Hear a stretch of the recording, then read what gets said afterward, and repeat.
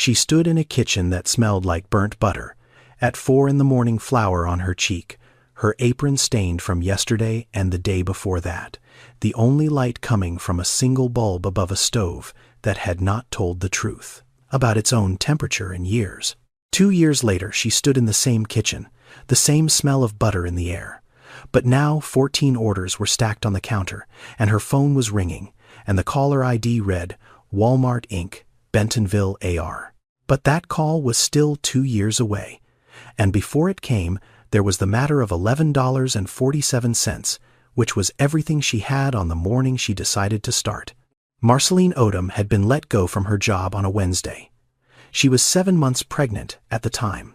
The company had fewer than 50 employees, which meant the law that was supposed to protect women in her situation did not apply to her. Her manager had said he was sorry. He had looked at her stomach when he said it.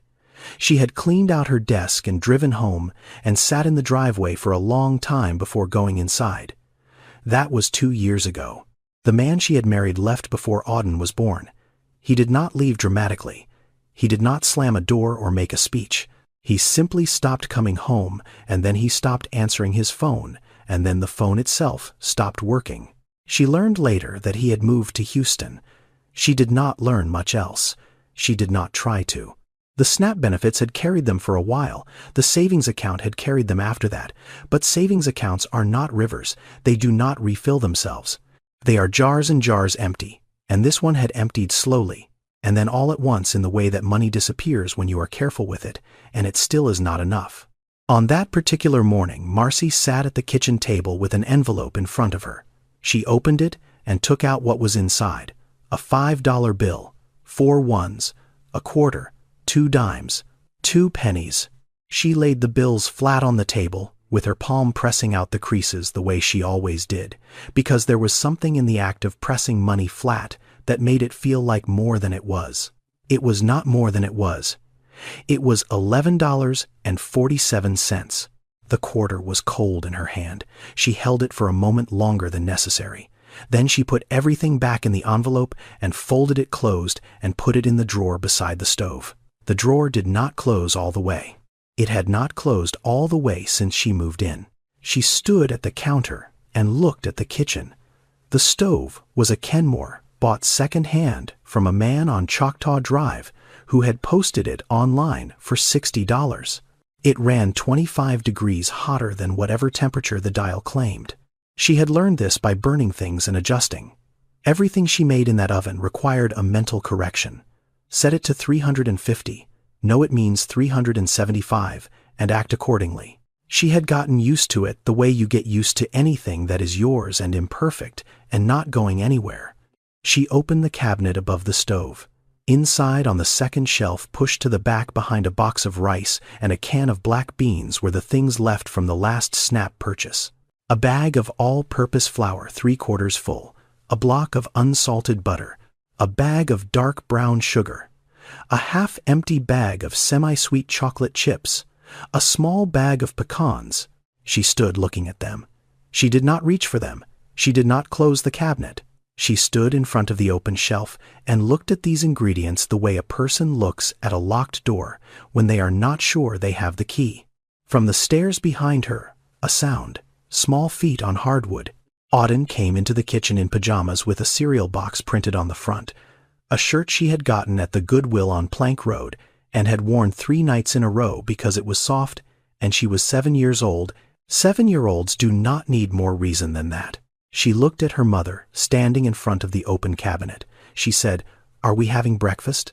Marcy looked at the $11 envelope in the drawer that would not close. She looked at her daughter. She did not answer. Not because she did not want to, because the answer she was beginning to form in her mind was not about breakfast, and she was not ready to say it out loud yet. The notebook was in a shoebox on the top shelf of the hallway closet. Marcy had not touched it in 4 years. She reached up and pulled the box down and carried it to the kitchen table and opened it. Inside, under a rubber band and a photograph of a woman in a church hat standing beside a folding table covered in aluminum foil pans, was a small notebook with a plastic cover. The plastic was clouded with age, and something that might have been oil or might have been butter, or might have been both accumulated over decades of being opened next to a stove. Several pages near the middle were stuck together.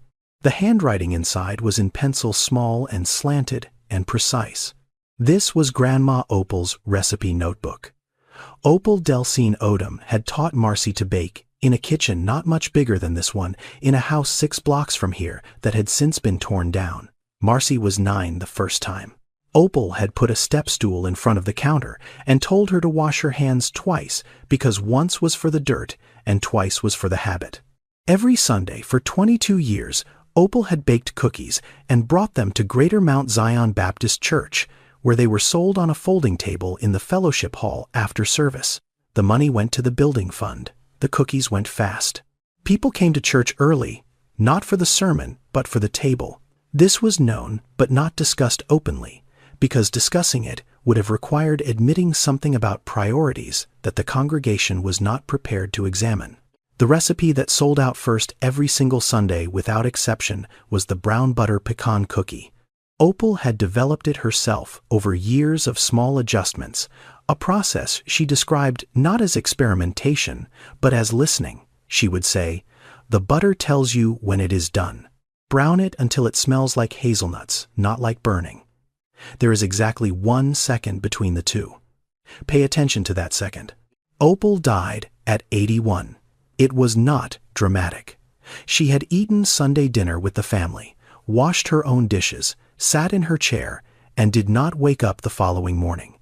The doctor said it was her heart. The family said it was her time. Both of these things were probably true. She left behind very little that could be measured in money. She left behind the notebook. Marcy had not opened it in 4 years. She opened it that morning because she had $11.47 and a daughter who had asked about breakfast, and because the only thing she knew how to make that was worth more than its ingredients was the thing her grandmother had taught her. She turned to page 11. Brown butter pecan cookies. The pencil was faded, but the measurements were clear. Marcy set the butter in a small saucepan on the Kenmore and turned the dial to medium, which on this stove meant something closer to medium-high, which she knew and accounted for without thinking about it the same way her body had. Learned to account for all the small lies. The things in her life told her. The butter melted. Then it foamed. Then the foam subsided, and the color began to shift from yellow to gold, and from gold to something deeper, the color of light tea, and the smell changed. It stopped smelling like butter and started smelling like something else entirely. Warm and round and close to the smell of toasted hazelnuts, but not quite, because brown butter is its own thing and does not need a comparison to be understood. It needs only to be smelled once, and then you know it for the rest of your life. She pulled the pan off the heat and poured the butter into a bowl to stop the cooking. 1 second between hazelnut and burning. She had caught the right second. Grandma Opal would not have said anything about this. She would have simply nodded once and moved on to the next step, because praise was not part of the process. Auden had come into the kitchen and climbed onto the counter beside the stove. She sat with her legs hanging over the edge and watched. She did not ask what Marcy was doing. She just watched the way children watch when they sense that what is happening in front of them is not ordinary. Marcy measured the flour by hand. She did not own a kitchen scale. She used the scoop and level method her grandmother had used, which is not the method any baking textbook recommends, but which produced results that were consistent because Marcy's hands had been trained by Opal's hands, and the measurements lived in her muscles, not in numbers. She mixed the dough. She folded in the pecans and the chocolate chips. She dropped rounds onto a sheet pan lined with parchment paper that she had found in the back of a drawer left over from something she could not remember making. She put the pan in the oven.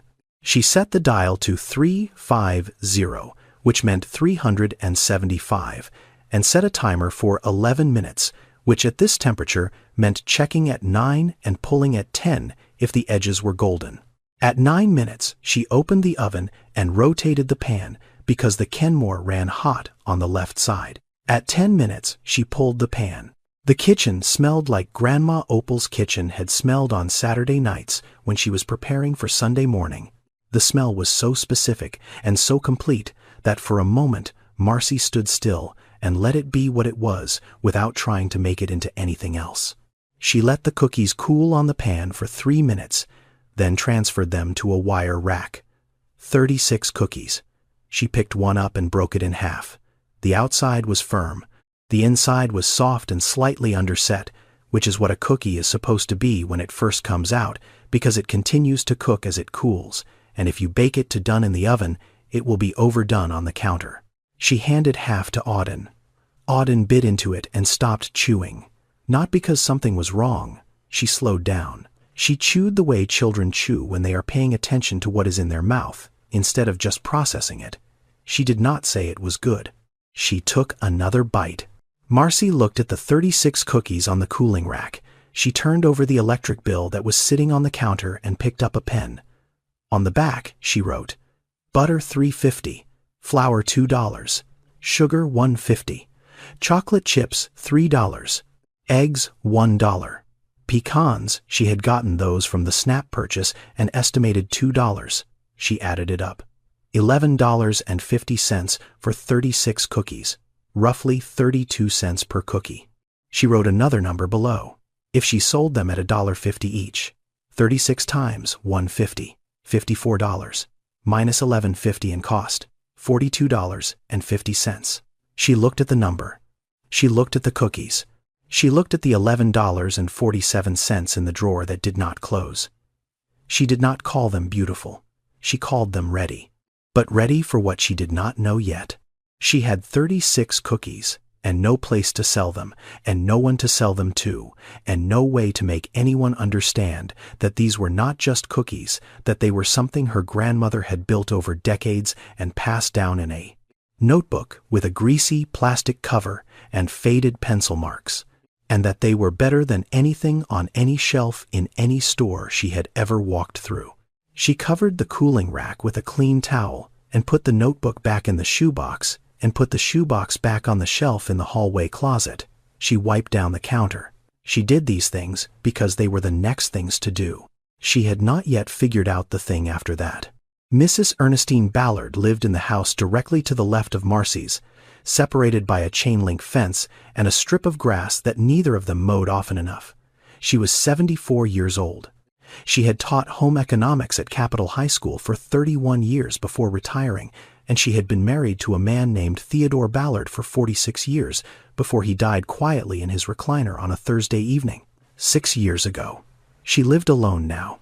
She kept her house clean and her yard passable and her opinions to herself unless someone asked for them, and sometimes when they did not. She had known Marcy since Marcy moved in. She had watched the pregnancy from across the fence without commenting on it. She had watched the husband stop appearing without asking about it. She had brought Auden peppermints on 3 occasions and a bag of hand-me-down clothes once, and she had done all of this without any conversation that lasted more than 4 minutes, because Ernestine Ballard understood that some people needed help, and most of those people did not want to be seen needing it. The morning after the cookies, Marcy put 6 of them in a small box that had once held checks from the bank and carried it next door. She knocked. Ernestine opened the door in a housecoat and reading glasses and looked at the box. Marcy said, "These are for you. Auden likes your peppermints so." She held out the box. Ernestine took it. She opened it on the porch and picked up a cookie and looked at it the way a person looks at something they are evaluating and not just receiving. She bit into it. She chewed slowly. She looked at Marcy. She said, "Who taught you to brown butter like this?" Marcy said. "My grandmother." Ernestine nodded. It was not a casual nod. It was the nod of a woman who had spent 31 years teaching young people the difference between cooking that followed instructions and cooking that came from somewhere deeper than instructions. She said, "Your grandmother knew what she was doing." She paused. "Do you," Marcy did not understand the question at first. She said, "Do I what?" Ernestine said, "Know what you are doing with these." She held up the cookie. "Because these are not for a box from a checkbook. These are for selling." Marcy said, "I do not have a way to sell them." Ernestine looked at her for a moment over her reading glasses. She said, "Do you know about the cottage food law in this state?" Marcy did not. Ernestine said Louisiana allows you to make food in your own kitchen and sell it directly to people. No commercial kitchen required, no health department inspection. You need a label on every package. It has to say what is in it, where it was made, and that it was made in a home kitchen, not inspected by the state. You are capped at $20,000 a year in sales. You can sell at farmers markets, at church sales, at your front door if you want. You cannot sell online. You cannot sell through a store. Direct to the customer only. She said all of this the way she had once said things to classrooms of 16-year-olds, clearly and without pausing for questions, because the information was the point and the questions could come after. Marcy stood on the porch holding nothing because Ernestine was still holding the box. Ernestine said, "There is a farmer's market on Plank Road every Saturday. The vendor fee is $25. That is your next problem." She looked at Marcy. "I suspect you will figure it out." She took the box inside. The door closed. Marcy stood on the porch for a moment. Then she went home. She did not have $25. This was not entirely accurate. She had $11.47 minus whatever the cookie ingredients had cost from the SNAP supplies, which meant she had $11.47 because the SNAP items were already purchased and their cost was already spent. But $11.47 was not $25, and the distance between the two numbers was the kind of distance that felt larger than it was, because Marcy had been measuring distances in dollars for so long that every gap looked like a canyon. She thought about asking people at church. She thought about bringing cookies to her old co-workers at the office where she had been let go and asking if anyone wanted to buy some. She thought about posting on Facebook. She thought about each of these things and felt in each case a specific resistance that had nothing to do with logistics and everything to do with how she would look. A woman asking for something. A woman with a box of homemade cookies and a story about needing money. She had spent her whole adult life being careful not to look like she needed things, even when she did, especially when she did, and the thought of standing in front of people she knew with a product in her hand and a price on her lips made something in her chest go tight in a way she could not argue with. She had spent so long counting what she did not have that she had forgotten to count what she did. Ray came over that Thursday. He was her older brother by 4 years. He worked as a plumber for a company on Greenwell Springs Road, and he came by when something in her house needed fixing, which was often because the house was old and the things inside it were older. That day, it was the kitchen faucet which had been dripping at a rate of 1 drop every 6 seconds, which Marcy knew because she had counted it one night when she could not sleep. Ray fixed it in 20 minutes. He sat at the kitchen table afterward, and Marcy put a plate of cookies in front of him without explanation. He picked one up, he bit into it, he stopped. He looked at the cookie, then at Marcy. He said, "These are good." She said nothing. He said, "Like actually good, not good for homemade good. These are good." She said, "They are Grandma Opal's recipe." He said, "I know what they are. I have been eating them since I was 5. He took another bite. "How much you selling these for?" She said, "I am not selling them." He looked at her, the way older brothers look at younger sisters when the younger sister is being unreasonable, and both of them know it. He reached into his back pocket and took out his wallet and pulled out a 20 and a 5 and put them on the table between the plate and the sugar bowl. He said, "That is not a gift. That is an investment. I want 10% of nothing, which is still nothing, so you got no excuse." She looked at the money on the table. He said, "Take the 25, go to that market on Plank Road, and sell these cookies before I eat all of them, and you got nothing left to sell." He took 2 more from the plate, put 1 in each jacket pocket, and left through the back door. The screen door bounced twice behind him the way it always did. Marcy stood in the kitchen looking at the $25 on the table. The faucet was not dripping anymore. That was the first thing Ray had fixed that day. The $25 might have been the second. She woke at 3. The house was dark, and the street outside was dark, and the only sound was the refrigerator humming its low, steady hum. The sound a house makes when it is keeping things cold for someone who cannot afford to let them go bad. She had prepped the dough the night before. 6 batches mixed and portioned and wrapped in plastic and stacked in the refrigerator on the shelf beside the milk and the half-empty jar of grape jelly. She had done the math. 6 batches was 216 cookies. At $2 each, that was $432 if she sold every one. She would not sell every one. She knew that. But she had made 216 anyway, because the alternative was making fewer, and wondering later if fewer had been the reason. She turned on the oven, set the dial to 350, subtracted 25 inches, her head, began. The kitchen was small, and the work was repetitive, and she moved through it with the efficiency of someone who had practiced the same motions enough times that her hands no longer consulted her brain.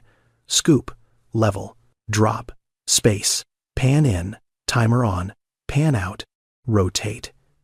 Next pan. She worked in the yellow light of the single bulb above the stove, and by 5:15 she had 216 cookies cooling on every flat surface in the kitchen. The counter, the table, a cutting board balanced on top of 2 overturned mugs. She packed them into Ziploc bags, 3 cookies per bag. On each bag, she stuck a label she had written by hand the night before on adhesive paper Ernestine had given her. The label read Grandma Opal's brown butter pecan cookies. Below that, the ingredients. Below that, in smaller letters, the line Ernestine had told her was required. Made in a home kitchen not inspected by the Louisiana Department of Health. She had written 72 of these labels at the kitchen table while Auden slept. Her hand had cramped at label 40. She had kept writing. She loaded the bags into 2 cardboard boxes and carried them to the car. The car was a 2009 Nissan Sentra with a crack in the windshield and a passenger door that did not lock from the outside.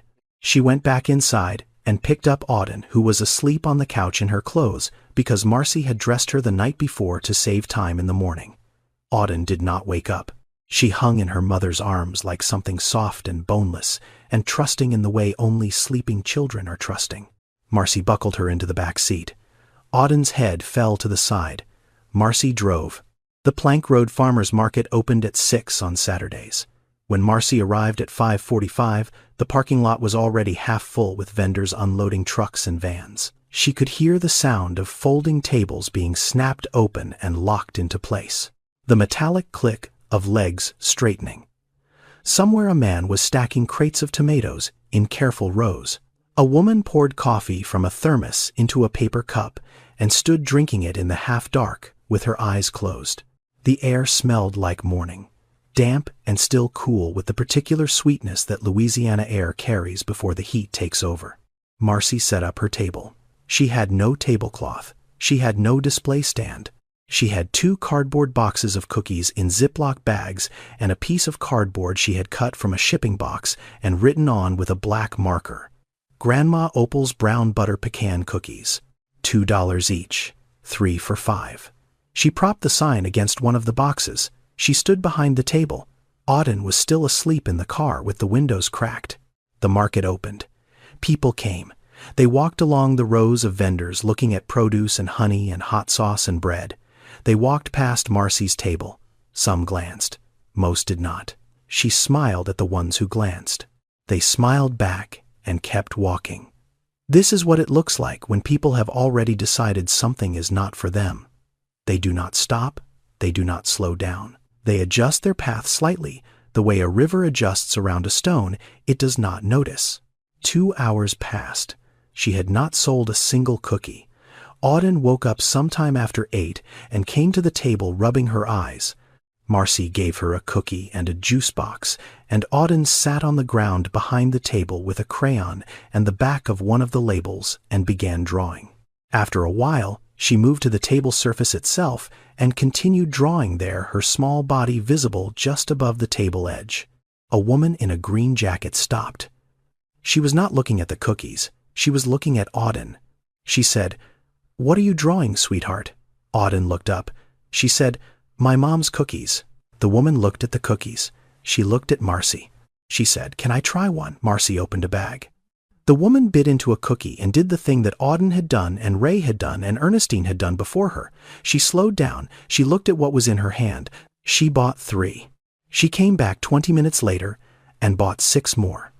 She brought a friend. The friend bought 6. By 10:30, there was a small, steady line at Marcy's table that had not been there 2 hours earlier and that no one, including Marcy, fully understood the cause of. Word of mouth is not a strategy. It is a consequence. It is what happens when a product is good enough that the person who buys it cannot help telling the next person they see. By noon, she had sold 180 cookies. 36 bags remained. She packed them back into the box. She folded the table. She carried Auden to the car. She sat in the driver's seat and counted the money. Bills first, then coins. She flattened each bill against her thigh, the way she always did, pressing out the creases, making the money neat. She put it in the envelope she had brought, the same envelope from the drawer beside the stove. $330, minus roughly $100 in ingredients and the $25 vendor fee. $205 in profit from cookies, from a recipe in a notebook with a greasy plastic cover, from a Saturday morning and a 7-year-old who had drawn a picture at the right moment for the right stranger. She did not cry. She folded the envelope closed. It was thicker than it had been that morning. She put it in her bag and started the car and drove home. The second Saturday was easier because the fear was smaller. The third Saturday was easier still. By the fourth week, she had regulars. People who came to the market specifically for her table and who were annoyed when she sold out before they arrived, which she began doing by 11, then by 10:30, then by 10. Week 1, $330. Week 2, $410. Week 3, $380. Because it rained and the market closed early, and the people who did come moved fast under umbrellas and did not stop for cookies. Week 4, $520. She had started bringing more. She had started taking orders for church events and birthday parties. A woman named Charlene asked for 5 dozen for a family reunion in Plaquemine and paid in advance and told Marcy she would tell her cousins. On the 5th Saturday, Marcy arrived with 3 products instead of 1. She had spent the week experimenting. Snickerdoodles, lemon shortbread. She had made them carefully, and she had packaged them with the same labels and the same attention, and she had been proud of the variety. The Snickerdoodles sold 7 bags. The lemon shortbread sold 4. The brown butter pecan cookies sold out by 9:45. By noon, she was sitting behind a table with 2 products that people looked at and walked past, and 1 product that was gone. She told Ernestine about it that evening. She said she thought people would want options. Ernestine was sitting on her porch with a glass of sweet tea. She said, "A restaurant that does 1 dish perfectly will outlive a restaurant that does 20 dishes adequately. That is not my opinion. That is arithmetic." Marcy did not bring snickerdoodles or lemon shortbread to the market again. She brought brown butter, pecan cookies. More of them. Only them. The market had told her what it wanted. She had listened. She had tried to be everything, and the market had told her to be one thing very well. There was also the man. He appeared on the 3rd Saturday and came back every week after. He bought 2 bags each time. He paid in cash. He did not make conversation. He would walk up, point at the cookies, hand over the bills, nod once, and leave. Marcy did not know his name. She called him the quiet regular in her head. She did not know yet that he mattered. She would. The email came on a Tuesday.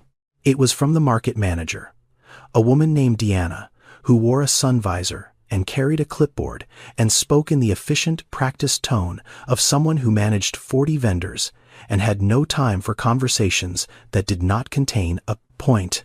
The email said that a complaint had been filed. Another vendor, a woman who sold pralines from a commercial kitchen in Gonzales, had raised a concern. The concern was that Marcy was operating without a commercial food license. The concern was valid in the sense that it was technically accurate and invalid in the sense that it was motivated not by public safety but by the fact that Marcy's table was outselling hers. The cottage food law allowed Marcy to sell at the market. She knew that. Ernestine had told her that. But the law had a ceiling, $20,000 per year. Marcy had been at the market for 2 months. She was averaging $430 per Saturday, 52 Saturdays per year, projected annual revenue, $22,360. She was going to cross the line. Not if, when. She went to the Scotlandville branch of the East Baton Rouge Parish Library the following afternoon. She sat at one of the public computers and typed Louisiana Food Business License into the search bar.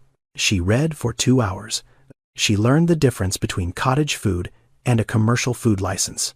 She learned that a commercial food license required a certified commercial kitchen, which meant a kitchen inspected and approved by the Louisiana Department of Health, with stainless steel surfaces and commercial-grade ventilation and hot water at a specific temperature and a 3-compartment sink for washing. She learned that renting time in a commercial kitchen cost between $15 and $25 per hour depending on the facility. She learned that she would also need liability insurance, which started at around $400 per year. She added it up. She had not brought a calculator. She used the back of a receipt from the dollar store. The numbers were not small. They were not impossible either, but they were the kind of numbers that require a person to have already been making money before they can spend money to keep making money. The system was built in a circle. To grow, she needed a license. To get a license, she needed a kitchen. To afford a kitchen, she needed to have already grown. She closed the laptop. She sat for a moment in the quiet of the library, with the receipt in her hand and the numbers on it that she had written, and the specific weight of information that is useful and discouraging at the same time. She had closed the computer because the information was heavy. She opened it again because heavy was not the same as impossible. She went home and called Ernestine. She told her about the email and the complaint and the $20,000 cap and the commercial kitchen requirement. Ernestine listened. Then she said, "New Hope Baptist on Florida Boulevard." Marcy said, "What about it?" Ernestine said, "Their kitchen. It was certified as a commercial kitchen 4 years ago. The pastor's wife had a catering business. They registered it so she could use it. She stopped catering 2 years ago, but the certification is still active. They rent it out. $12 an hour." Marcy said nothing for a moment. Ernestine said 12 is not 25. I checked. Marcy drove to New Hope Baptist the following Thursday. The church was a low brick building on Florida Boulevard, with a white cross above the entrance and a parking lot that needed repaving and a sign out front that listed service times and a Bible verse that changed weekly. She went inside and asked for the pastor. A woman in the office told her he was in the fellowship hall. She walked down the hallway and found him setting up chairs for a Thursday evening Bible study. His name was Reverend Lewis. He was in his 60s. He had large hands and a calm manner, and he listened to Marcy explain what she needed without interrupting. When she finished, he said, "The kitchen is available Tuesday and Thursday nights, 6 to 10. Bring your own ingredients. $12 an hour. We ask that you leave it cleaner than you found it." That was all. No speech, no encouragement, no laying on of hands. A door was available, and he told her where the handle was. What she did with it was her business. Marcy walked into the kitchen. It was 4 times the size of her kitchen at home.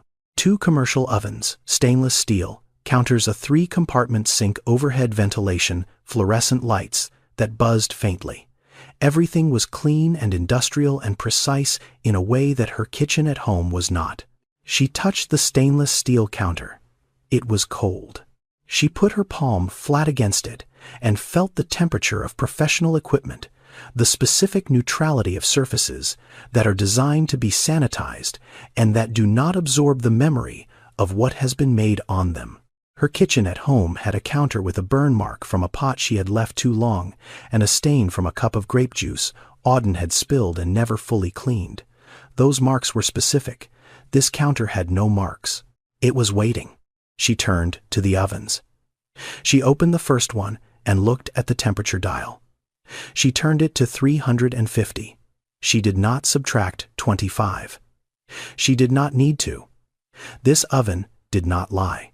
She had been baking in a kitchen where the equipment told her the wrong temperature, and she had learned to correct for it the way a person learns to walk with a limp and stops noticing the limp until the day the leg is healed and walking straight feels strange. She did not know what to do with equipment that told the truth. She would learn. The first week in the church kitchen went well. She doubled her output. 432 cookies instead of 216. She sold out by 9:30 on Saturday. She came home that night and sat at the kitchen table and counted the money, and the number was larger than any number she had counted before in her life that belonged to her. The second week, she decided to push further. 500 cookies. She arrived at the church kitchen on Tuesday at 6 and began. She scaled the recipe up. More butter, more flour, more sugar, more pecans. She used the larger bowls the church kitchen had. She filled 4 sheet pans instead of 2 and put them all in at once because the ovens were larger, and she assumed larger ovens meant more capacity, which was true. But she did not yet understand that more capacity did not mean identical conditions. A home oven is a small space. The heat wraps around the pan. A commercial oven is a larger space. The heat circulates differently. The edges of a large oven are hotter than the center.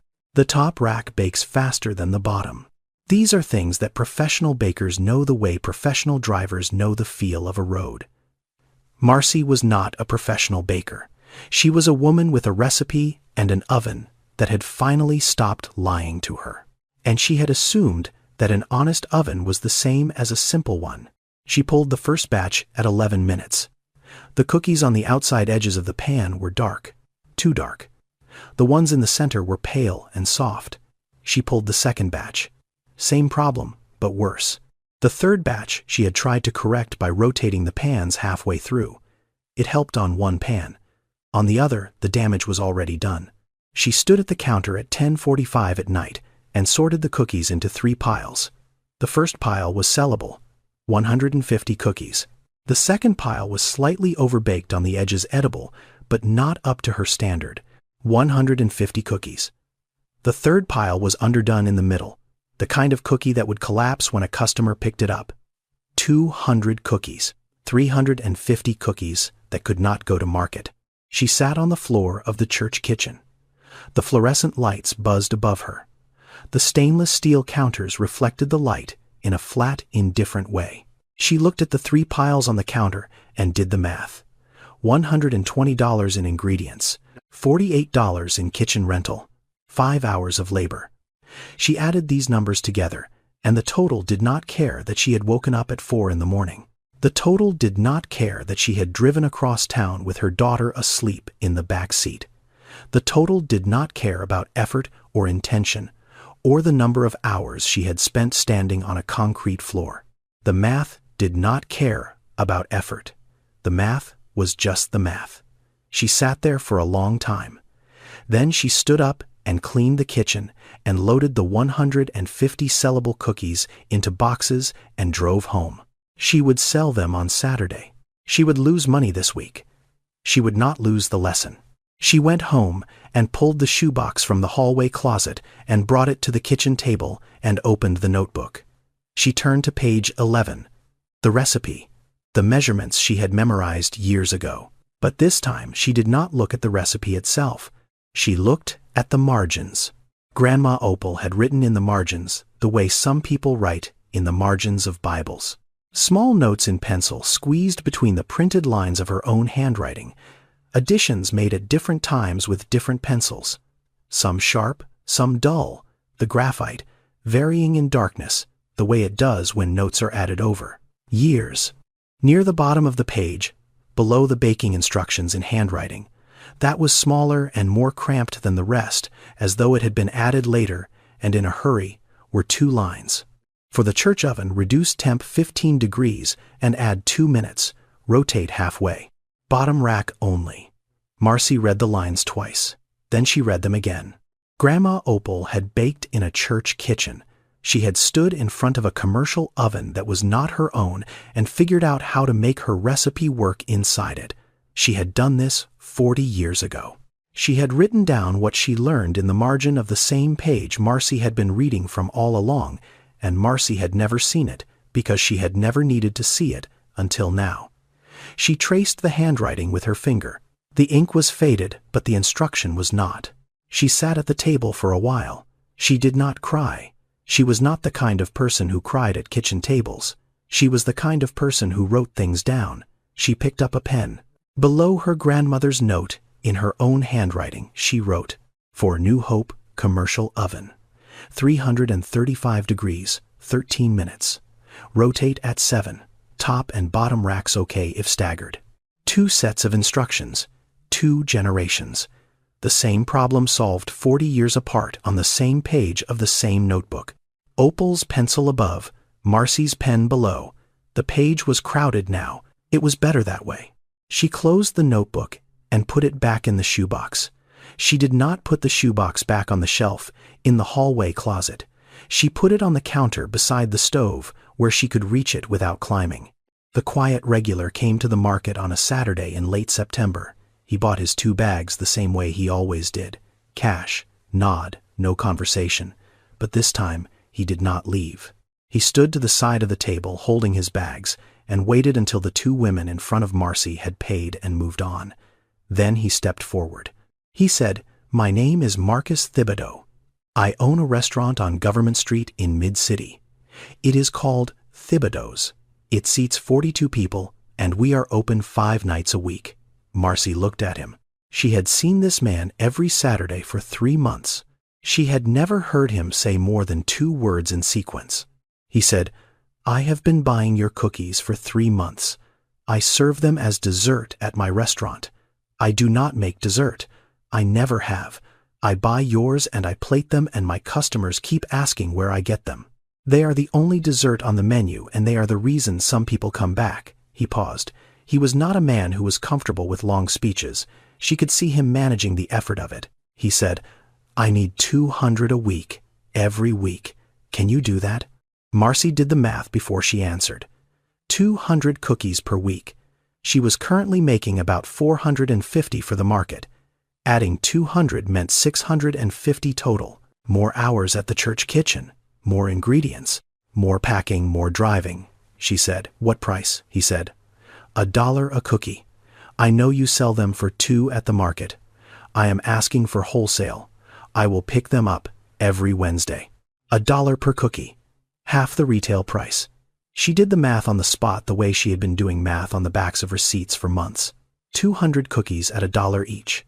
$200 per week. Her cost per cookie was roughly 32 cents. Profit per cookie, at wholesale 68 cents. At retail $1.68, less per unit.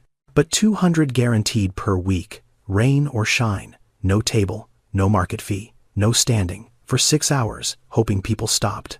She made less per cookie, and more per week. That was the math of growing. She said, "I can do that. Starting next Wednesday." He nodded once. He took a card from his shirt pocket and put it on the table. It was a plain white business card with the restaurant name and a phone number. Nothing else. He picked up his 2 bags of cookies and left the way he always left, quietly, without ceremony. A man who said what he needed and then was finished talking. Marcy looked at the card on the table. She picked it up and put it in the envelope in her bag, the one that held the money. It sat on top of the bills like a different kind of currency. Not cash, proof. The first year ended in December. Marcy sat at the kitchen table on a Tuesday night and added up the numbers in the notebook she had been keeping since the first Saturday at the market. Not the recipe notebook. A different one.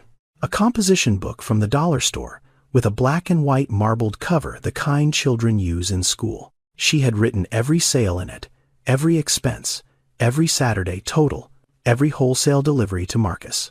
Every cost of flour and butter and sugar and pecans and parchment paper and Ziploc bags and labels and market fees and kitchen rental. The total revenue for the year was $19,200. She looked at the number for a long time. It was $800 below the cottage food ceiling of $20,000. She had watched the number approach that line for the last 2 months, and she had made a decision without telling anyone that she would stop before she crossed it. Not because she wanted to stop, because crossing it meant entering a different category, a different legal structure, a different set of requirements she was not yet ready to meet. She had held back. She had turned down 2 orders in November. She had told a woman who wanted 500 cookies for a church gala that she could not do it. She had said no to money in order to stay inside a line she could manage. $19,200.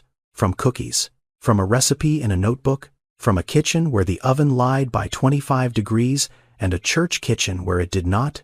The small things had changed. She had paid the electric bill on time 4 months in a row, the first time since she lost her job. Auden had new shoes for the school year, not expensive shoes.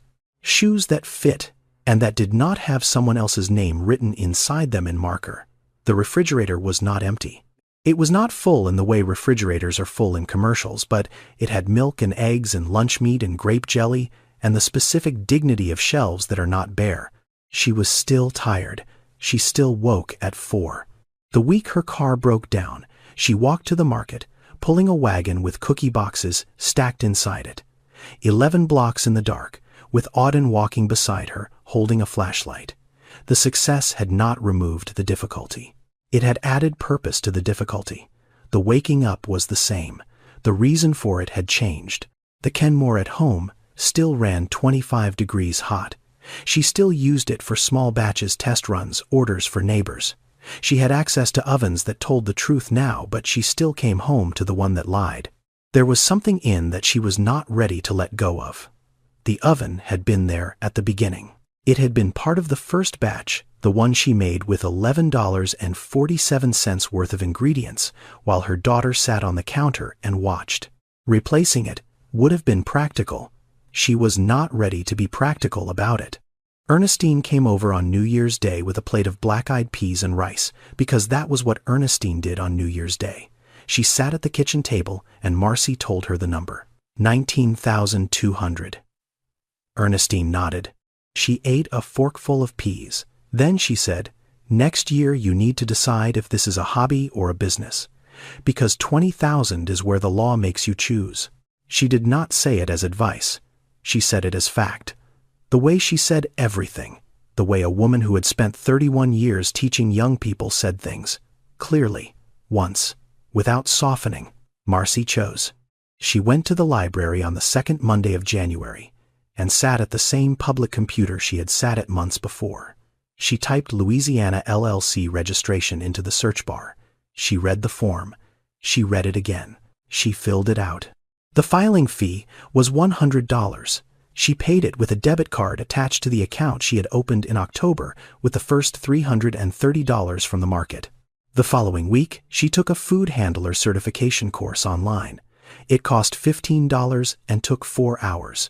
She sat at the kitchen table with the laptop Ernestine had lent her and answered questions about temperature, danger zones, and cross-contamination and proper hand-washing technique. She passed. She printed the certificate at the library. She called the Louisiana Department of Health and asked about a commercial food license. The woman on the phone explained the requirements: a certified commercial kitchen, an inspection, liability insurance. Marcy wrote each item on the back of an envelope. The liability insurance was $480 per year. She called 3 companies and got quotes and chose the one that was $480 because it was the lowest and because she could afford it if she was careful. She went back to New Hope Baptist and spoke to Reverend Lewis. She asked for a formal rental agreement, a signed document that stated the kitchen was a certified commercial facility and that she was an authorized user. He wrote it by hand on church letterhead and signed it, and she thanked him and put it in a folder she had bought at the dollar store for 79 cents. She submitted the application. She waited. 3 weeks later, an envelope arrived in the mail from the Louisiana Department of Health. She opened it on the porch because she did not want to open it inside in case the answer was no and the kitchen held the memory of it. It was not no. She held the license, a piece of paper with her name on it and the name of the business she had registered, Grandma Opal's LLC, and the words commercial food license, and a date and a signature from someone she had never met. Ray came by that afternoon. He saw the paper on the table. He picked it up and read it. He said, "You saved $3,000 in a year selling cookies. You really about to spend $750 of it on paper."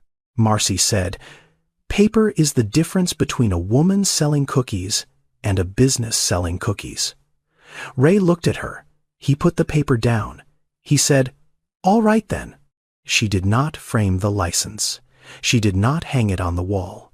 She folded it and put it in the drawer beside the stove. The same drawer that held the envelope. The same drawer that had held $11.47 on the morning this began. The drawer still did not close all the way, but what was inside it had changed. By April of the second year, Marcy was baking at the church kitchen 3 nights a week instead of 2. She was selling at 2 farmers markets, Plank Road on Saturdays and a smaller one on Perkins Road on Sundays. She was filling Marcus's weekly order of 200 cookies every Wednesday. She had started taking orders through a Facebook page that Auden had helped her set up, which she was now legally allowed to do because the commercial license removed the direct sale only restriction of the cottage food law. Revenue in April was $4,100 in a single month. She stared at the number in the composition book and read it twice, because numbers that large still felt like they belonged to someone else. But the number carried weight on the other side too. She was baking 600 cookies a week. She was at the church kitchen from 6 to 10 on Tuesday, Thursday, and now Saturday mornings before the market. She was up at 3:30 on baking days and 4 on market days. She was mixing dough and portioning dough and baking dough and cooling cookies and packing cookies and labeling bags and loading boxes and driving to markets and standing behind tables and smiling at strangers and driving to Marcus's restaurant and carrying boxes through the back door and driving home. Auden helped. She was 9 now, and she had learned to seal Ziploc bags and apply labels with a precision that Marcy appreciated and that she suspected Auden had inherited from Opal, who had always believed that the way a thing was presented mattered as much as the thing itself. After school, Auden would sit at the kitchen table and work through a stack of bags while Marcy prepped dough for the next bake. One evening, while Auden was labeling and Marcy was measuring flour, Auden said, "Mom, why don't you just make less, so you don't have to work so much?" Marcy stopped measuring. She held the cup of flour over the bowl. She did not put it down. She stood there with the cup in her hand and looked at her daughter, who was 9 years old and who had asked the question that Marcy had been asking herself in the dark at 3:30 in the morning and had not been able to answer. She put the cup down. She said, "That is a good question." Auden waited. She was good at waiting. She had learned it young. Marcy said, "I do not know the answer yet." That was true. She did not know whether what she was building was something she wanted to keep growing or something she was growing because stopping felt like going backward. She knew she was tired. She knew the tiredness had a texture now that was different from the tiredness of 2 years ago. 2 years ago, the tiredness was empty. Now it was full of purpose and flour dust and the smell of brown butter and the sound of her daughter counting labels at the kitchen table. But full is still heavy. Full might be heavier. She also knew this was the first thing in her life that had her name on it. Not a job title, not an employee badge, her name, on a license, on a bag, on a sign at the market. She had built it from $11.47 and a recipe and a kitchen that lied about its own temperature. She was not ready to make it smaller. She was not sure she was able to make it bigger. She was standing in the exact middle of those two things, and the middle is not a place where answers live. It is a place where decisions wait. The call came on a Thursday at 8:14 in the evening. Marcy was in the church kitchen rolling dough for the Saturday batch. Her hands were covered in flour. Her phone was on the counter beside the sink face up, and when it lit up, the caller ID showed a number she did not recognize. Area code 479, Arkansas. She almost did not answer. She had been getting calls from numbers she did not recognize for weeks. Car warranty, solar panels, student loan forgiveness for loans she had never taken. She had stopped answering unfamiliar numbers, the way most people stop answering unfamiliar numbers by letting them go to voicemail and deleting the voicemail without listening. But something made her pick up. She could not explain what. Later, she would think about this and still not be able to explain it. She wiped her right hand on her apron and picked up the phone and said, "Hello." A man's voice. Professional, but not stiff. He said his name, was Derek Whitmore. He said he was a regional buyer for Walmart, based in Bentonville, Arkansas. He said he was calling about her cookies. Marcy stood in the church kitchen with the phone against her ear and flour on her left hand and the dough going warm on the counter, and she did not move. He explained, Walmart runs a program called Open Call. Once a year, they invite small manufacturers and producers from across the country to come to Bentonville and pitch their products directly to buyers. The goal is to find products made in America by small businesses that have something the big brands do not. A store manager in Baton Rouge had bought a bag of cookies at the Plank Road Farmers Market. He had eaten one in his car in the parking lot. He had brought the rest to his regional meeting. Someone at that meeting had sent a bag to Bentonville. Derek had tried one. He said, I want to invite you to this year's open call. It is in 6 weeks. You would come to Bentonville. You would have 15 minutes to present your product. If we move forward, we would start with a regional placement. He said this calmly, the way a man says something he says often to many people. This was not a special moment for him. This was a Tuesday in his week. He had called other people before her and would call other people after. Then he listed what she would need to bring. Product samples in retail-ready packaging, a UPC barcode, proof of liability insurance, food safety certification, documentation of her production facility, evidence that she could meet volume requirements, which for a regional placement meant several thousand units per week. He said she should also be prepared to discuss shelf life pricing and distribution. Each item landed on her with individual weight. Retail-ready packaging. She had Ziploc bags with handwritten labels, a UPC barcode. She did not know what that cost or how to get one. Several thousand units per week. She was making 650.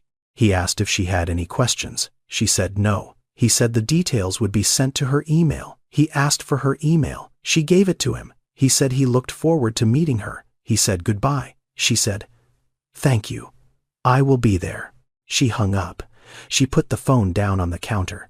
She stood in the church kitchen under the fluorescent lights with the dough on the counter and the ovens warm and the faint buzz of the ventilation overhead, and she did not move for a long time. She looked down at her hands, flour in the lines of her palms, dough under 2 fingernails, the specific evidence of a Wednesday night spent doing what she had been doing every Wednesday night for months, making cookies, in a church kitchen, by herself. She sat down on the floor. The tile was cold through her jeans. She sat on the floor of the church kitchen for the second time. The first time she had sat because she had failed. This time she sat because her legs had made a decision about what they were willing to support. She sat there for a while. Then she stood up and finished the batch. The 6 weeks that followed were the most concentrated weeks of Marcy's life.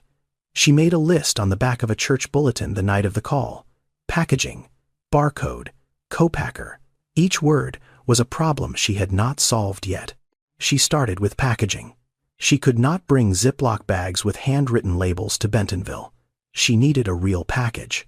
A printed bag with a logo and a nutrition panel and an ingredient list and a barcode and the specific appearance of something that belonged on a shelf beside things made by companies with entire departments devoted to packaging. She found a freelance designer on the internet, a woman in Atlanta who charged $150 for a package design. Marcy sent her the recipe notebook page, a photograph of the cookies, and the words, Grandma Opal's Brown Butter Pecan Cookies. A Baton Rouge kitchen table recipe since 1981. The designer sent back a proof 4 days later.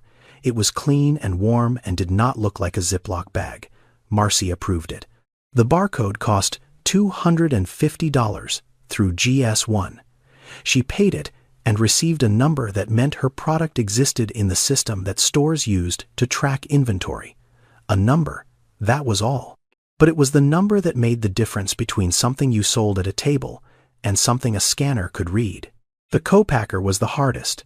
She needed a facility that could produce thousands of cookies per week using her recipe following FDA manufacturing standards. She called 3 co-packing facilities in Louisiana. The first required a minimum order of 10,000 units. The second had a setup fee of $5,000. The third did not return her call. She found the fourth through Marcus. He knew a man who knew a woman who ran a small baking facility in Hammond, an hour east of Baton Rouge. The facility was modest. 2 production lines. A staff of 11. They agreed to do a trial batch. 300 cookies, using Marcy's recipe baked in their ovens packaged in the new bags. She drove to Hammond with the recipe notebook in her lap. This was the part she had not been able to settle. The recipe was in the notebook. The notebook was Grandma Opal's. Giving it to a factory meant someone else's hands would make the cookies. Hands that had not been trained by Opal. Hands that did not know the difference between the smell of hazelnuts and the smell of burning. Hands that had never stood on a step stool at 9 years old and been told to wash twice.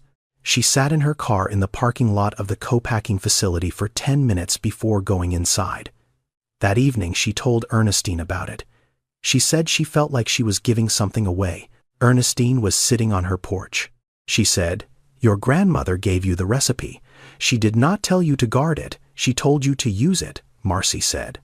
"She told me to use it, not to give it to a factory in Hammond," Ernestine said. "She told you to feed people. She did not specify how many." Marcy sat with that.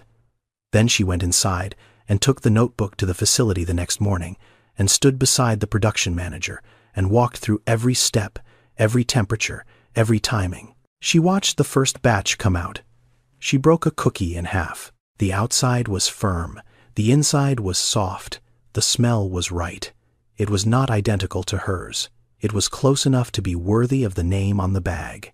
She drove to Bentonville on a Sunday, 7 hours in the car. Auden stayed with Ernestine.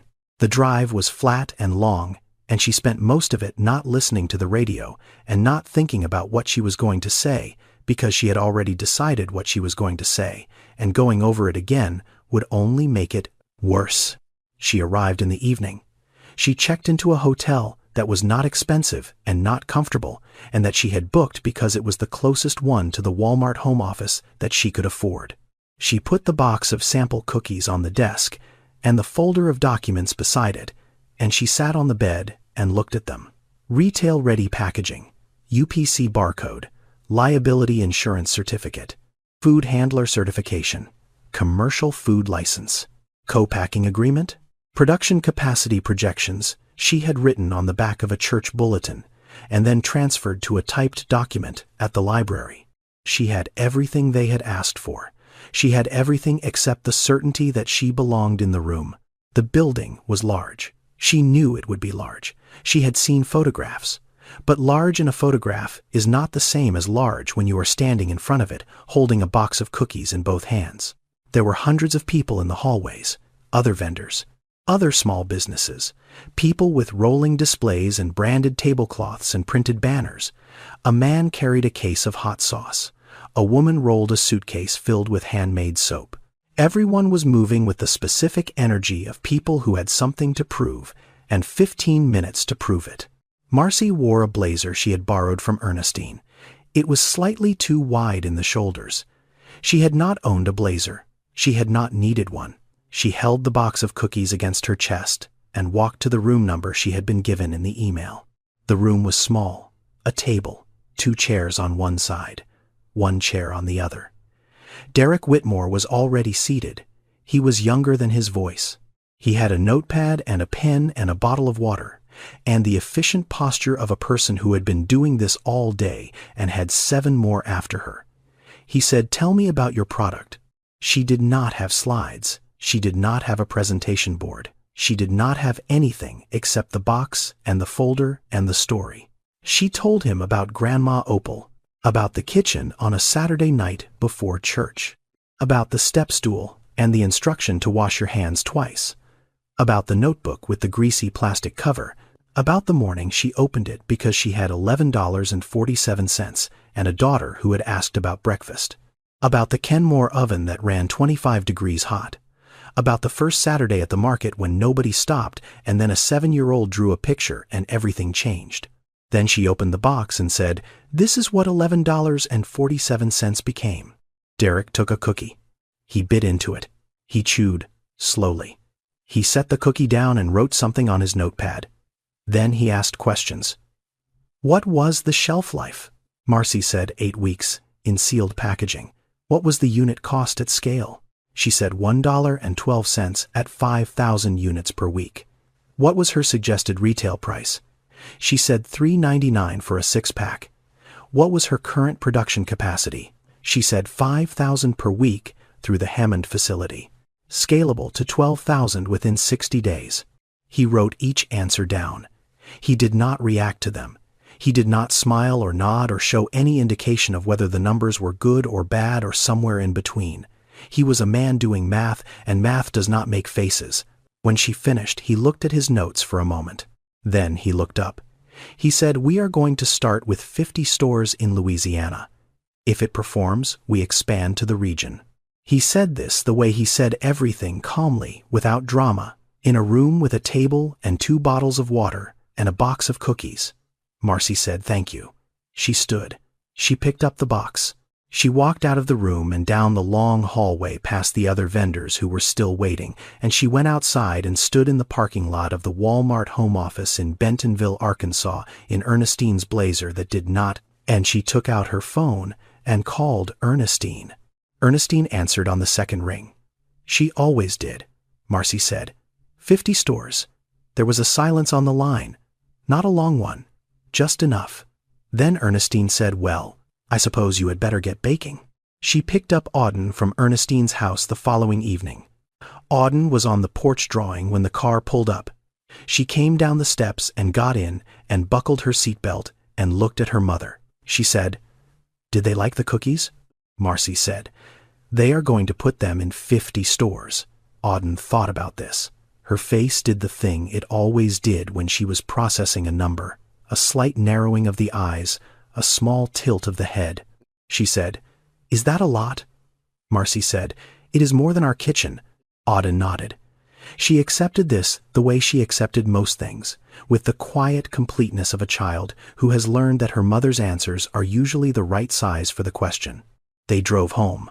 Marcy parked in the driveway and they went inside, and Marcy went to the hallway closet and took down the shoebox and brought it to the kitchen table. She opened the notebook. She turned to the first page. There, in Opal's handwriting, in pencil that had faded but not disappeared, was a line she had read many times, but that she read differently now. "For my granddaughter, so she always has something to start with." Marcy picked up a pen. Below her grandmother's words, in her own handwriting, she wrote 2 words. "For Auden." She closed the notebook. She put it back in the shoebox. A shoebox on the counter beside the stove, where it had lived since the night she found the church oven note. 2 generations of handwriting inside it, 3 generations of hands that had held the same recipe. She opened the drawer beside the stove. The envelope was still there. It was thick, now not with cash, but with the things a business accumulates, receipts, a copy of the LLC filing, the food handler certificate, the commercial license, the liability insurance card, and a small business card, white, with a name and an address, Grandma Opal's, Baton Rouge, Louisiana. The drawer still did not close all the way. She did not fix it. She had never fixed it. She was not going to fix it now. She turned on the Kenmore. She set the dial to 350, which meant 375, which she knew and corrected for without thinking. She took butter from the refrigerator and put it in a saucepan and browned it the way Opal had taught her. She made a small batch. 36 cookies. Not for the market, not for Marcus, not for Walmart, for Auden and Ernestine and Ray and the kitchen table. She pulled them out of the oven that lied and set them on the counter to cool.